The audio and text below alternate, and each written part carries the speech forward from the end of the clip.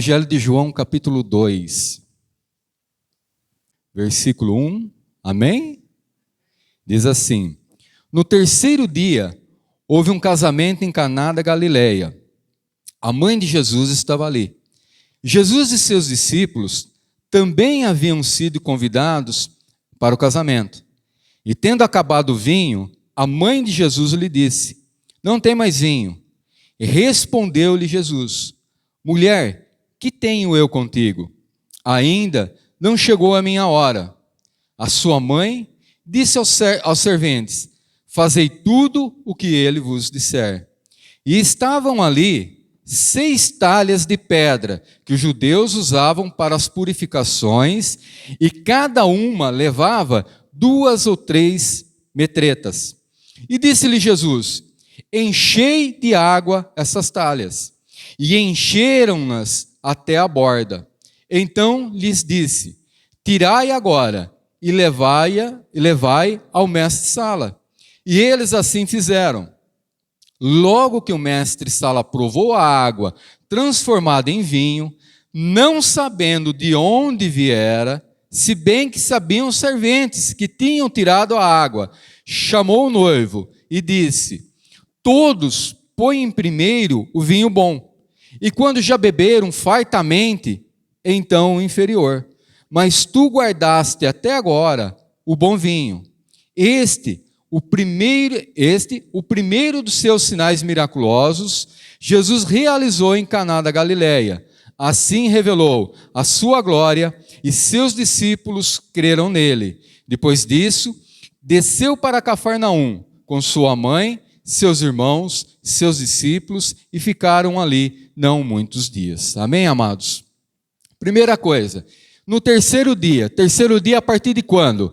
No terceiro dia, após ele chamar Filipe, após ele chamar Natanael, depois de declarar que ele havia visto um dos seus discípulos debaixo de uma árvore ali, e vai trazer uma revelação, a qual ele não havia visto, não estava presente, mostrando o conhecimento de quem era aquele servo que foi chamado para segui-lo. Então, no terceiro dia, ele vai para Caná da Galileia, e ele vai ali participar desta celebração, dessa boda, desse casamento. Se você vai lá no livro de Juízes, a palavra de Deus diz que quando Sansão vai se casar, ali no texto diz que ele vai propor um enigma para aqueles que o cercavam. E ele diz: se vós decifrais esse enigma no período das minhas bodas, que duram uma semana, diz o texto, então eu farei tal coisa a vocês. Eu cumprirei aquilo que vocês querem. Então nós vemos que uma boda de casamento, segundo a tradição, mais ou menos uma semana, algumas mais, algumas menos, não no nosso calendário, no nosso é 3 dias e olha lá, 2 dias, 1 dia de verdadeira celebração, mas os noivos que vão viver ali a verdadeira celebração por mais alguns dias. E então, Jesus já está chegando praticamente na metade da festa. Já havia acontecido, o povo já estava alegre, o povo já estava reunido, já estavam se alimentando, já estavam bebendo, e vai terminar a bebida. E quando Jesus chega naquela festa, a mãe, Maria, chega para ele e fala: olha, acabou o vinho. E ele vai dizer: mulher, e para mim, não sei para você, mas para mim, me parece uma falta de respeito, Mulher, o que eu tenho contigo? Mesma coisa, chega: o que eu tenho com você, pastor Valdecino? Não tenho nada contigo. Eu vou pregar, mas eu não tenho nada contigo. Soa como uma falta de respeito. Mas se nós formos olhar, principalmente o termo mulher, é um hábito já daquela tradição, da cultura. Não do Ocidente, mas no Oriente. E então ele vai falar: aguarda, calma, ainda não é chegada a minha hora. E aí, queridos, chegada a hora, nós podemos levar para tantos caminhos.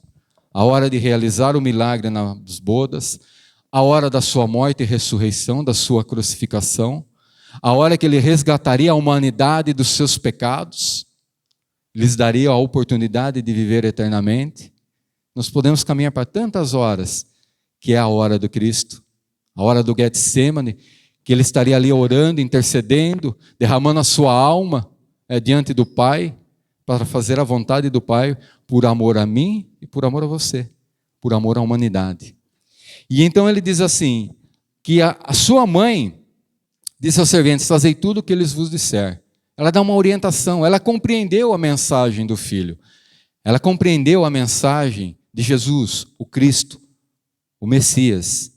E quando chega no versículo 6, esse é o versículo que sempre me inquietou o coração, que diz que estavam ali 6 talhas de pedra, que os judeus usavam para as purificações. E cada uma levava 2 ou 3 metretas.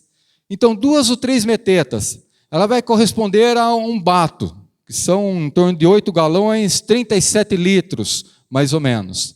Se nós considerarmos 2 ou 3 metretas, vamos colocar 2 metretas vezes 6, seriam 12, multiplica por 37, você vai atravessar de 120 litros. Vai passar de 120. Se for multiplicar 6 por 20, aí vai dar 120, mas dá muito mais. Pois você calcula lá na calculadora, vai dar certinho. Então era muita água que havia naquele lugar. E é muito o que Jesus iria transformar. Mas o que me inquietava é, por que essas talhas são citadas nesse texto? E o texto ainda fala que a pedra que os judeus usavam para as purificações. Que purificação, querido? Do que o texto está falando? Volta comigo, Evangelho de Marcos, capítulo 7. Capítulo 7, versículo 1. E ajuntaram-se a Jesus os fariseus, eu já vou correndo aqui, que a hora está correndo mais que eu, queridos. Ajuntaram-se Jesus, Marcos capítulo 7, versículo 1, os fariseus e os mestres da lei, que tinham vindo de Jerusalém, e vendo que alguns dos discípulos comiam pão com as mãos impuras, isto é, sem lavar, os repreendiam. Os fariseus e todos os judeus, conservando a tradição dos antigos, não comem sem lavar as mãos muitas vezes. Quando voltam da praça, se não se lavarem, não comem. E muitas outras tradições há que receberam para observar, como o lavar dos copos, jarros, os vasos, metal e as camas. E depois perguntaram-lhe os fariseus e os mestres da lei: por que não andam os seus discípulos conforme a tradição dos antigos, mas comem com as mãos sem lavar? E versículo 6, Jesus vai novamente falar Isaías, que nós lemos lá em Mateus 15, que diz assim: e respondeu-lhe Jesus: bem profetizou Isaías a respeito de vós, hipócritas, como está escrito: este povo honra-me com os lábios, mas o seu coração está longe de mim, em vão, porém me adoram, ensinando doutrinas que são preceito de homens, deixando o mandamento de Deus. Guardai a tradição dos homens, como o lavar dos jarros e dos copos e muitas outras coisas semelhantes a essas. E ele diz assim no versículo 9, e disse-lhes: jeitosamente rejeitais o mandamento de Deus para guardardes a vossa tradição. Então, o que Jesus está falando ali, o texto está falando em João 6, que pelo menos para mim que era uma inquietação. Jesus começa a mostrar, olha, a tradição, como a palavra de Deus está nos ensinando, e a tradição dos homens, ela não pode sobrepor a palavra de Deus. Se nós formos lá no livro de Colossenses, capítulo 2, versículo 8, a palavra de Deus diz assim: tende cuidado para que ninguém vos engane, vos faça presa sua, por meio de filosofias e vãs sutilezas, segundo a tradição dos homens, segundo o rudimento do mundo e não segundo Cristo. Por isso que quando nós olhamos para a palavra de Deus, e o que os irmãos e a igreja estão ouvindo, que está saindo pelos meus lábios nessa manhã, ela tem que ser recebida em vossos corações, mas confrontada com a luz da palavra de Deus. Não é porque o irmão Paulo está falando que é a verdade absoluta, mas o que Jesus está falando? Jesus está falando que a tradição dos homens não pode sobrepor aos mandamentos de Deus. A partir do momento que tal tradição se colocar à frente da palavra de Deus, há engano, há erro, é uma vã filosofia, é uma sutileza para enganar e levar as pessoas para um caminho tortuoso, para trazer o benefício próprio àquele que quer conduzir no erro, amados. E quanto erro nós vemos nos dias de hoje, quantas pessoas pegando a palavra de Deus e torcendo, retorcendo e trazendo para o seu proveito, para justificar o seu pecado, o seu erro diante de Deus, diante das pessoas, amados. Homens que conheceram a verdade, que experimentaram do dom do Espírito Santo de Deus e que se desviaram do caminho de Deus, foram enganados, foram levados embora por todo vento de doutrina, irmãos, por caminhos tortuosos. Se nós vamos lá no livro de Apocalipse, em uma das cartas lá, tenho, porém, contra vós que guardais a tradição dos nicolaítas.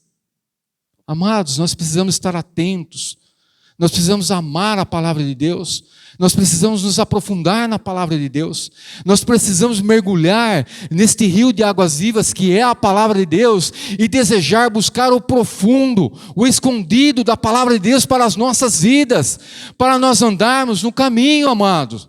Quando nós mergulhamos nesse rio de águas profundas, amados, Deus vai transformando o nosso entendimento, Ele vai mudando as nossas atitudes, as nossas ações, o nosso entendimento vai se abrindo, nossos olhos espirituais eles se abrem, e nós começamos a compreender, começamos a entender, começamos a enxergar aonde está o erro, aonde está o engano, nós começamos a compreender e a enxergar aonde estão as ciladas do inimigo para nossas vidas, para ceifar as nossas vidas, para destruir as nossas famílias, amados.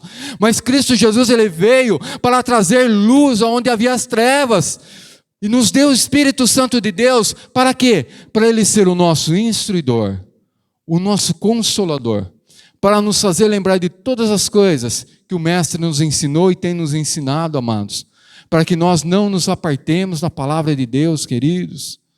Olha, para a palavra de Deus diz que essas jarras estavam lá, para purificar, olha que interessante, queridos, para purificar aqueles que iam se alimentar.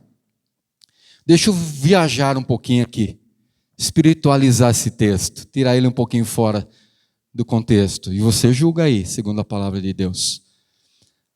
Segundo a tradição estava lá, aqueles que estavam comendo, teoricamente, supostamente, estavam purificados para se alimentar, para comer e beber, não é verdade?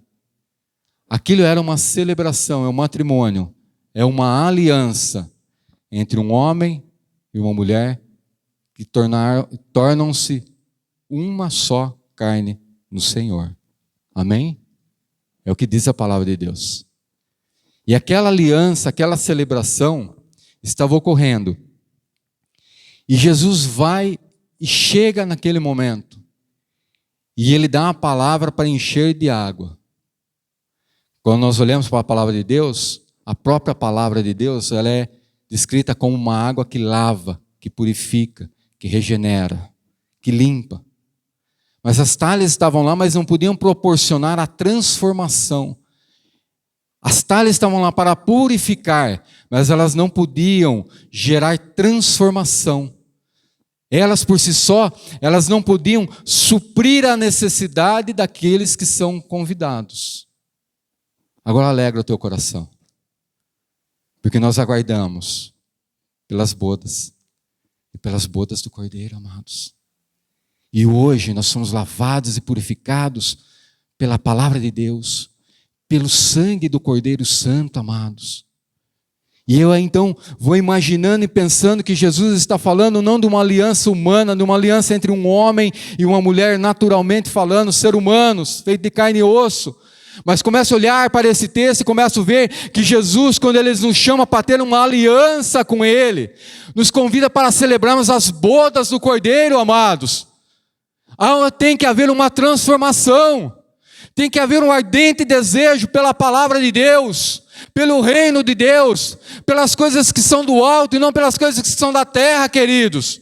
Ter o desejo de ser lavado, de ser purificado, não pela tradição dos homens, mas pelos mandamentos de Deus, pela palavra de um Deus vivo e verdadeiro, querido. De nós olharmos que essa aliança que Cristo fez conosco, Ele nos comprou de volta, Ele nos resgatou. Ainda nós podemos falhar, nós podemos, palavra pesada, mas ainda nós podemos adulterar contra Cristo, em meio à nossa aliança, na caminhada com Ele. Mas quando nós nos arrependemos, nós chegamos a Ele com o coração quebrantado e contrito e pedimos perdão e mudamos a nossa rota e nos dirigimos a Ele, Ele está pronto para quê? Para nos perdoar, para nos limpar, para nos purificar novamente, para restabelecer a aliança que está firmada nos céus, amados. E olha que esta água foi transformada em quê? Em vinho. E você se lembra que a última ceia, o que Jesus vai falar para os seus discípulos: desejei muito comer convosco desta ceia. Ele desejou daquela celebração, a celebração que nos traz à memória, ao nosso coração, a morte e ressurreição do nosso Senhor Salvador Jesus Cristo, amados. E Ele, tomando do pão, diz: tomai e comei todos vós, porque este é o meu corpo, que é dado por vós. E diz que, semelhantemente, Ele tomou do vinho e deu aos seus discípulos, tomou e deu aos seus discípulos e disse: tomai e bebei todos vós, porque este é o sangue da nova e eterna aliança, queridos. Uma aliança estabelecida nos céus. E quando eu olho para essa palavra de Deus, eu vejo Deus esclarecendo, Deus iluminando, Deus mostrando que nós não conseguimos vencer, nós não conseguimos ser transformados se nós andarmos segundo a tradição do homem, segundo as nossas próprias tradições, segundo os nossos costumes. Amados, nós precisamos ir além, nós precisamos romper com as barreiras que nos são ensinadas desde pequeno, queridos. Enquanto nós estávamos louvando a Deus e eu pensando sobre tradição, eu comecei a olhar aqui para cima, e aí eu vejo PC, músico, louva e adora o Senhor. Os filhos estão aqui, louvando e adorando a Deus. Antes do PC teve alguém, cadê o PC? Dá a mãozinha. Antes de você, irmão, teve alguém que louvava a Deus? Geração anterior? Não. PC começou uma tradição. Os filhos estão no caminho do Senhor. Luizão, levanta a mão, Luizão. Cadê tu? Está lá. Luizinho. É Luizinho mesmo? Luizinho. A idade, queridos, cabelo branco vai chegando. Está onde? Louvando e adorando a Deus. Essa é uma tradição de nós cultuarmos, de nós guardarmos, cultuarmos não, de nós guardarmos em nosso coração. Boas tradições. A tradição de cultuar Deus em casa, de meditar na palavra de Deus, de orarmos, de celebrarmos um culto dentro de casa. O que não é boa tradição. Eu não vou fazer isso porque fulano disse que é pecado. Eu não vou fazer isso.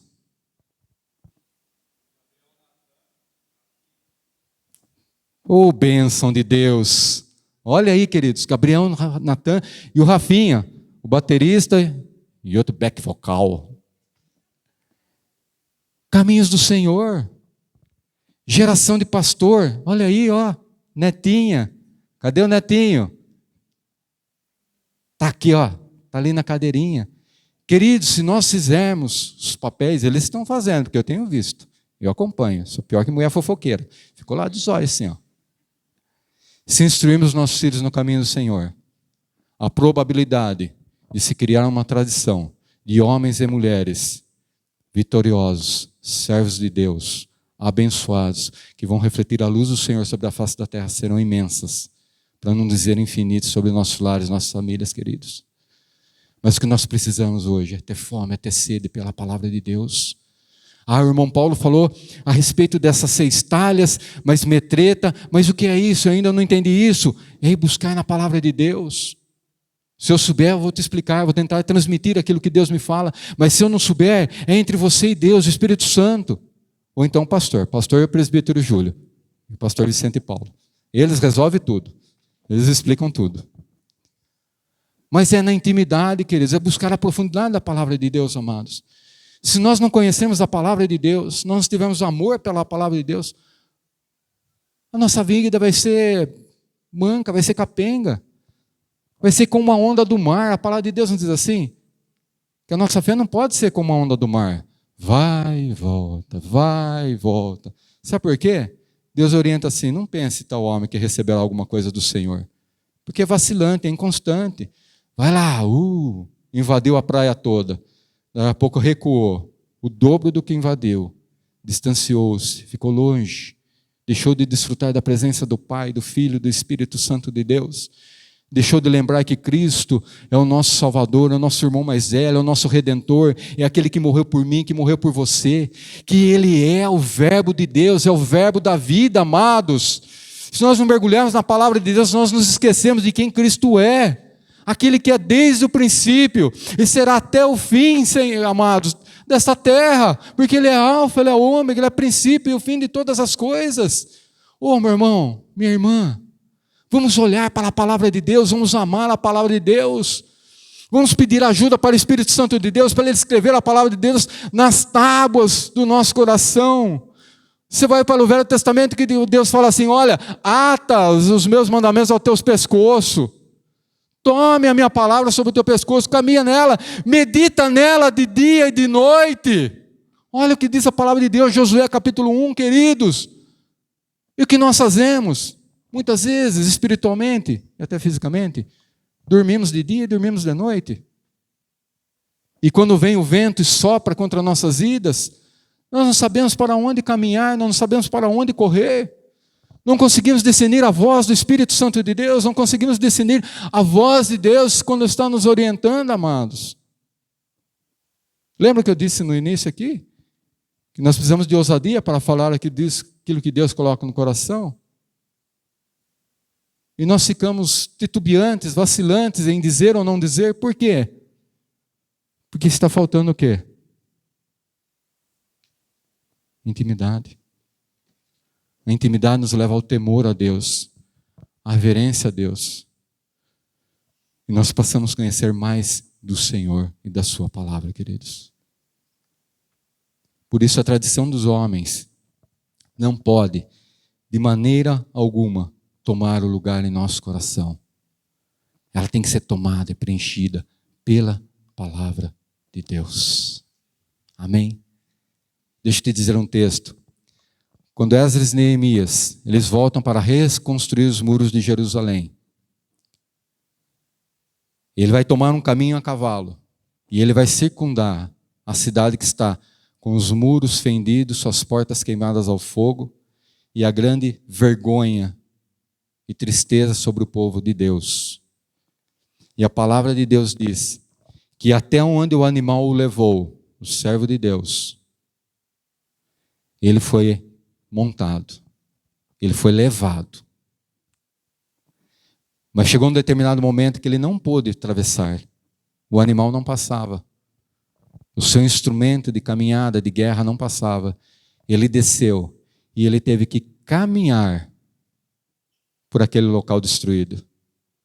E a palavra de Deus diz que somente ele, Deus, sabe o que Deus colocou no seu coração para ele realizar naquele local, queridos. Você está entendendo? Até um momento da tua vida, você vai ser levado, você vai ser conduzido. Mas há momentos que você vai precisar caminhar sozinho na presença do Pai, para Ele te revelar o oculto, o profundo, para te revelar a sua palavra, para revelar aquilo que deseja muitas vezes o teu coração em saber, amados.